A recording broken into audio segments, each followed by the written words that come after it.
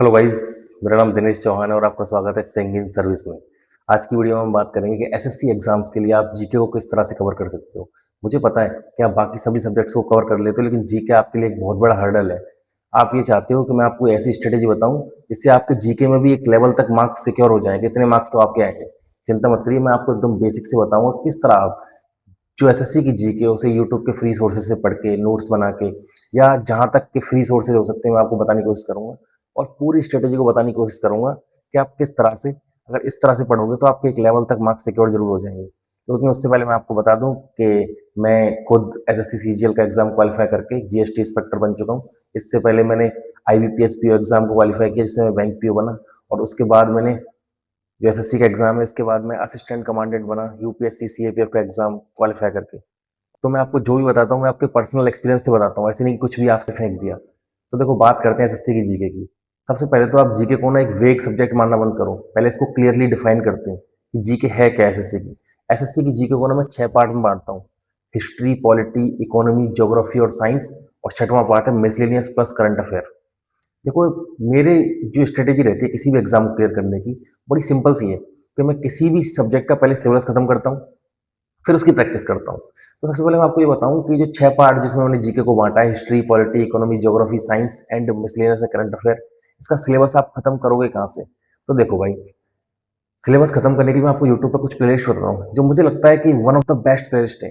सबसे पहले क्या करना है कि जो प्लेलिस्ट मैं आपको बताऊंगा, आपको उन प्लेलिस्ट से देख के अपने अच्छे से नोट्स बनाने हैं। समझ रहे हो बात? उन प्लेलिस्ट को देखना है सब्जेक्ट वाइज। सब्जेक्ट वाइज ही नोट बनाने हैं आपको। जैसे मैं हिस्ट्री की प्लेलिस्ट बताऊंगा आपको, तो आपको हिस्ट्री वहां से देखनी है। वहां से सब्जेक्ट वाइज आपको नोट्स बना लेने हैं अपनी कॉपी में। हर सब्जेक्ट के ऐसे नोट्स बनाओगे तुम सबसे पहले। फिर कोई भी पीवाई की बुक खरीदोगे, पीवाई की बुक भी मैं सजेस्ट कर दूंगा, बता दूंगा कि मार्केट में कौन कौन सी मिल रही है। आप उनमें से जो भी आपको अच्छी लगे पढ़ लो। पीवाई की बुक का मतलब ये है ना कि उसमें प्रीवियस ईयर क्वेश्चन है, चाहे किसी भी कंपनी की लो, प्रीवियस ईयर क्वेश्चन तो एक ही जैसे रहेंगे ना, तो इसलिए किसी भी कंपनी की तुम ले सकते हो, पर पीवाई की बुक लेनी है। तो सब उसके बाद मतलब पहले सिलेबस खत्म करना है।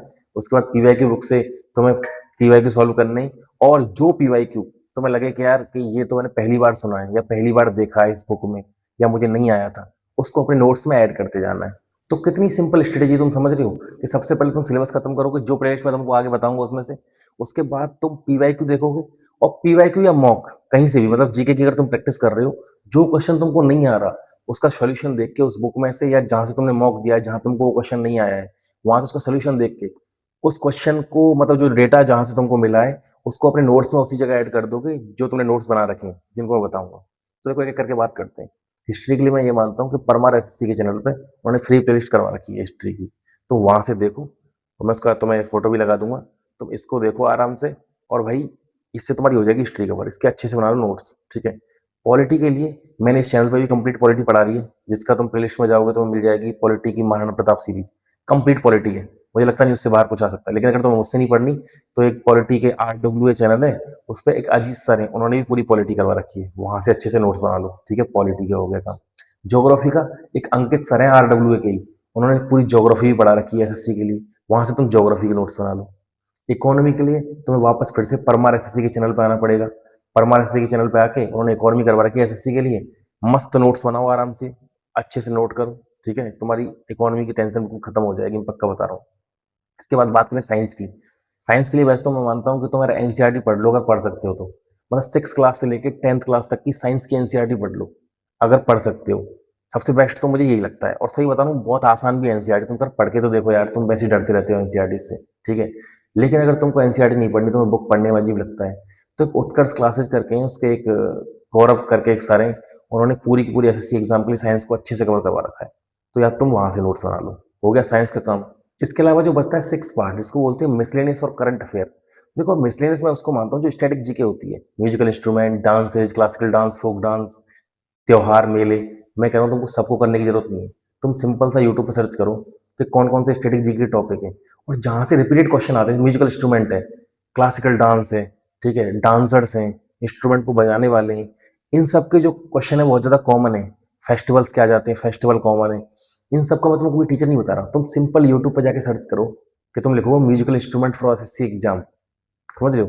तुम जैसे ही लिखोगे ये, तो तुम्हें एसएससी एग्जाम के लिए जिन्होंने म्यूजिकल इंस्ट्रूमेंट पढ़ाए होंगे उनकी तुम्हारे सामने आ जाएगी भाई वीडियो, वहां से अपने बढ़िया नोट्स बना लो, ठीक है। इस तरह तुम स्टैटिक जीके के नोट्स बना सकते हो। बात करें आखिरी पार्ट की, करंट अफेयर की। करंट अफेयर के लिए मैं ये कहूँगा, मुझे लगता है तुम्हें एसएससी एग्जाम के करंट अफेयर पढ़ना ही नहीं चाहिए, लेकिन तुम्हारी ज़्यादा भक्ति जोर कर रही है। तो मैं कहूँगा पहले तुम इसका सिलेबस कंप्लीट करो, उसके बाद तुम्हारे पास टाइम बचे तो तुम मेंस से पहले, मतलब जो मेंस एग्जाम होगा ना, प्री से पहले तो पढ़ना ही नहीं है करंट अफेयर, बिल्कुल भी नहीं। मेन से जस्ट पहले, मतलब मेन से एक महीना छोड़ो, क्योंकि एक महीने का तो आएगा नहीं ना मेन से जस्ट पहले का, क्योंकि उस वक्त तो पेपर बन रहा होता है। उस एक महीना छोड़ के उससे पहले के 8 महीने का पढ़ लो। कैसे पढ़ोगे? बहुत सारे कोचिंग है जो अपने मंथली 100, मंथली टॉप 150 ऐसे करके पीडीएफ देती हैं। उस पीडीएफ को पढ़ लो डायरेक्ट, वो क्वेश्चन याद कर लो, तुम्हारे लिए आसान भी रहेगा और 6-8 महीने का तुम कर लो कवर। अगर आना होगा तो उनमें से आ जाएगा। इस तरह तुम करोगे, पहले सिलेबस खत्म, सारे नोट्स। जैसे तुम ये काम कर लोगे ना, जो कि बहुत आसान सा काम है, कि मैंने तुम प्लेलिस्ट बताई, तुम जाओ देखो नोट्स बनाओ। तुम जैसे ये वाला काम खत्म कर लोगे, मैं बता रहा हूँ ये काम खत्म करे, तुमको लगेगा कि जीके तो बहुत आसान हो गई है। तुम्हारे पास एक दिशा होगी कि यार अब क्लियर हो गया कि जीके ना मैं कहाँ से पढ़नी है। तुम्हारे नोट्स बन गए। अब लाओ तुम कोई पीवाईक्यू बुक, या तो पिनेकल की ले आओ, ब्लू कलर की आती है, उसमें टीसीएस के पीवाईक्यू है वो ले आओ, या किरण पब्लिकेशन की बढ़िया बुक आती है, उसमें भी चैप्टर वाइज होते हैं, मतलब सारे के सारे। उनको देखो, वहाँ से क्वेश्चन सॉल्व करो।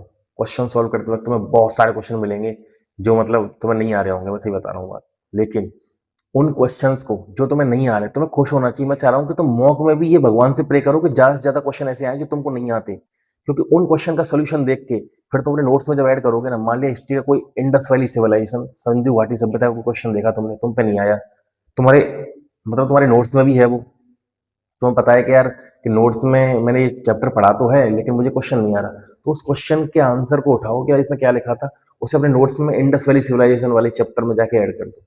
इस तरह तुम्हारे नोट्स ना एनरिच होते जाएंगे, और तुम्हारे ऐसे नोट्स बन जाएंगे जिनसे बार फिर कुछ नहीं बचेगा। मैं सही बता रहा हूँ, ये जीके की ऐसी स्ट्रेटेजी है ना कि तुम इस तरह से जीके का कवर करोगे, मतलब तुम सीजल मेंस जो होगा उसमें 75 में तुम्हारे 50 तो सिक्योर ही हो जाएंगे। खास ध्यान देना भाई साइंस पे। करंट अफेयर पे जितना कम ध्यान देना ना, उतना ही ज्यादा ध्यान देना है साइंस पे। साइंस से धुआंधार क्वेश्चन आते हैं। एक तरफ को हिस्ट्री, पॉलिटी, इकोनॉमी, ज्योग्राफी को थोड़ा कम पढ़ लो, पर साइंस को तो खत्म ही करके जाना है बिल्कुल। बायोलॉजी, केमिस्ट्री और फिजिक्स अच्छे से। तुम इस तरह से करोगे ना यार, मैं बता रहा हूँ तुमको कि तुम्हारे अच्छे मार्क्स आना श्योर ही हो जाएगा मेंस में। 50 प्लस तो कहीं गए ही नहीं तुम्हारे मार्क्स, ठीक है? मेरे खुद के 50 प्लस ही मार्क्स आए हैं, इसलिए बोल रहा हूँ। अब तो मैं, कई लोग बोलते हैं भैया जीके याद ही नहीं होती। भाई जीके ना ऐसी चीज है कि तुम पहले सीरियस लेना बंद करो दिमाग को, कि तुम कुछ पढ़ोगे और तुम्हारे दिमाग में छप जाएगा, ऐसा कुछ नहीं होने वाला। पढ़ते रहो शांति से, इतना सोचो मत कि याद हो रहा है कि नहीं हो रहा। सिंपल पढ़ो, समझ आ रहा है नहीं आ रहा ठीक है कोई बात नहीं, दोबारा पढ़ लेंगे रिवीजन में। तुम देखोगे जब ऐसे तुम बार बार करोगे ना, एक टाइम के बाद तुमको खुद ही काफी सारी चीजें याद हो गई हैं। अगर तुमको मेरी स्ट्रेटेजी पसंद आई है तो प्लीज़ चैनल को सब्सक्राइब करो, और अगर मुझसे कुछ बात करना चाहते हो तो मेरे इंस्टाग्राम अकाउंट जो कि दिख रहा है तुमको वीडियो में लगातार, इस पर जाकर तुम मुझे कॉन्टैक्ट कर सकते हो। Thank you.